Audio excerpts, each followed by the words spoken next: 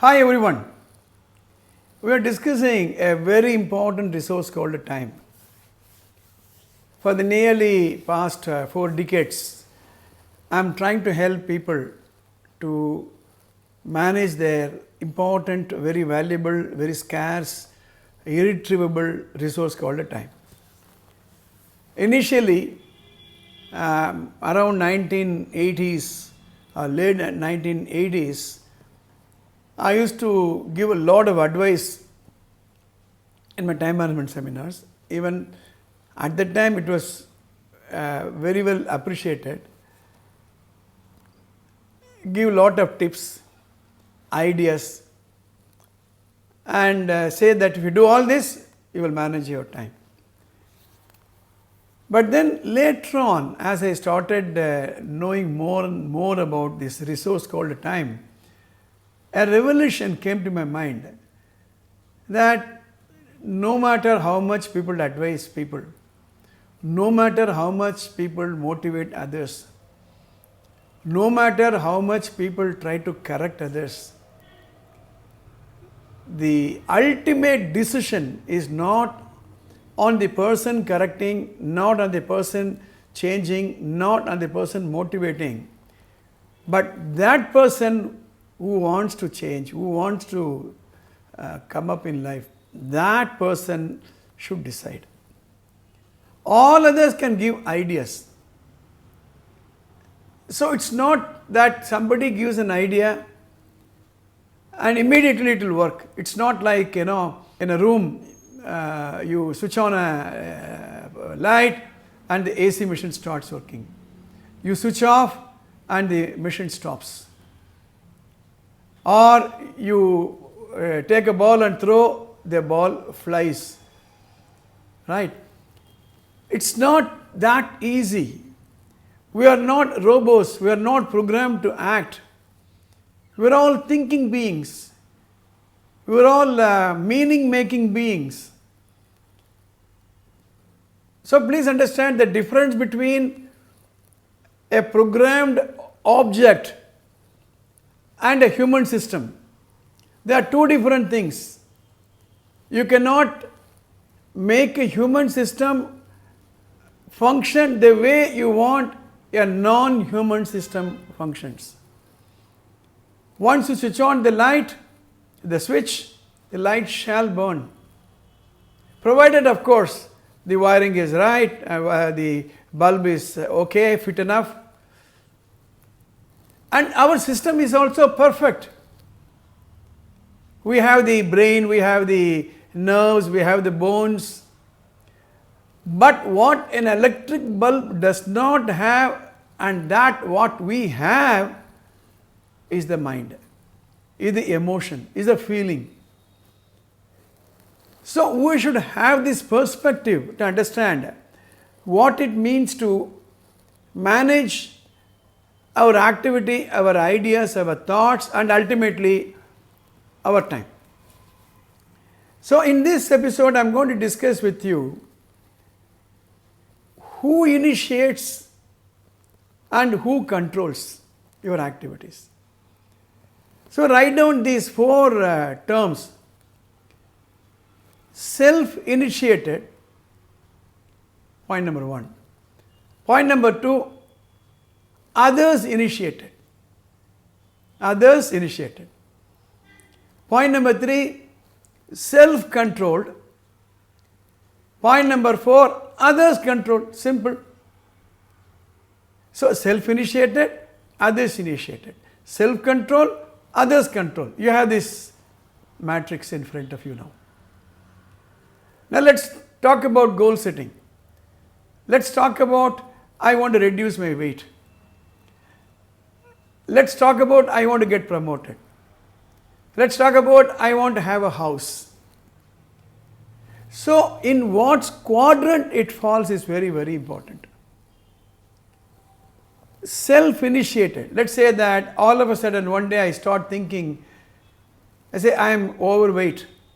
I have certain health issues. I want to reduce my weight. That is self-initiated. And it is just not a spark comes to my mind, I decide to reduce my weight, that's not sufficient. To what extent I can control and sustain and maintain, that thought is very, very important. So I decide to go on a walk. I decide to hit the gym 3 days a week. So self-controlled, self-initiated, self-controlled. That is the happiest square. In fact, in this, all the activities that you do, self-initiated, self-controlled, you will enjoy. You will have the flow to think about. Now, let us take the other extreme.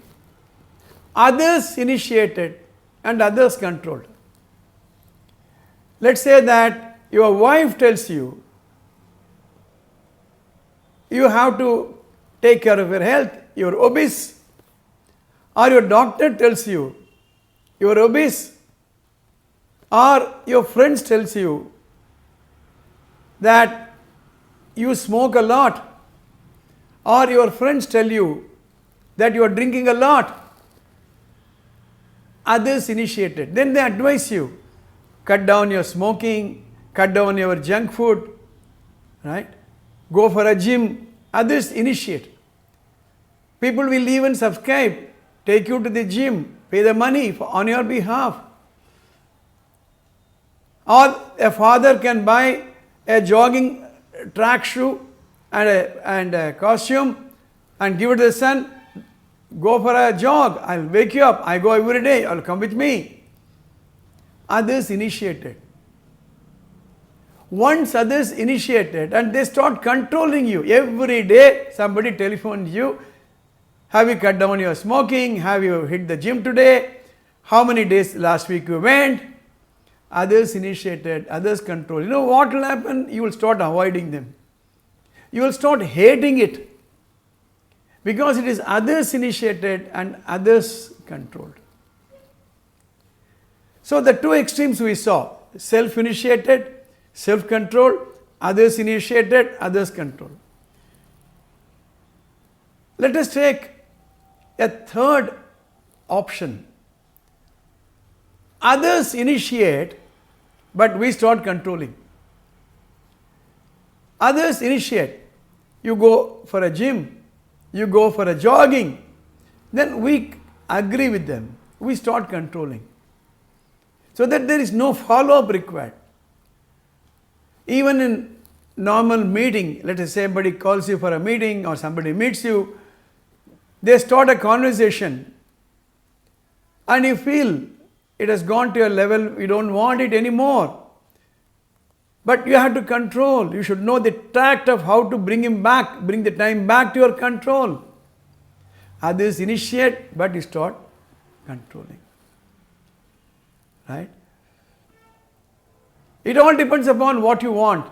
As I said in the previous episode, I want, I don't want, I have, I don't have.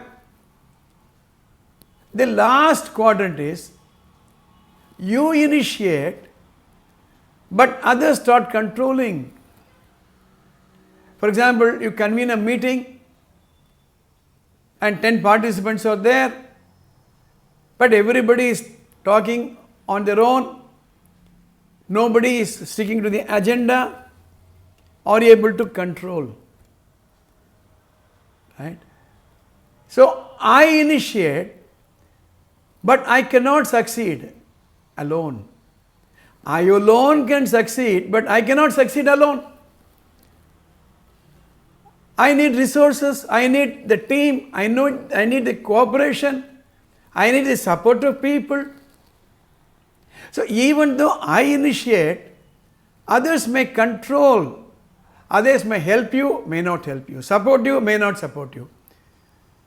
Here is where your interpersonal relationship makes a lot of difference. The quality of a relationship, the quality of rapport that you have with people is very, very, very important. So ultimately it boils down to what is that you want and what is that you don't want. The clarity on this is very, very important. In fact, in my time management seminars, I go deeper into these sessions. So they walk out with a very clear manual. And just because they walk out with a very clear manual and action plan, no guarantee that they are going to implement it. This is where programming the mind is very, very important. I did my master's certification in NLP, Neuro-Linguistic Programming in Colorado, United States, and my advanced practitioners program. One thing I came to know, that people are not puppets. You cannot manipulate them. Just because I conduct a training program, it's not guarantee that they are going to implement what I teach. To what extent I program their mind is very, very important. Change is gradual. Change is not a mechanical process, it's not manipulation. So once we understand these aspects of time, it's very, very easy. Let us continue in the next episode how we are going to consolidate our time so that we get what we want in our life. If you are not subscribed to this channel, please do subscribe and press the bell button. We will meet in the next episode. All the best.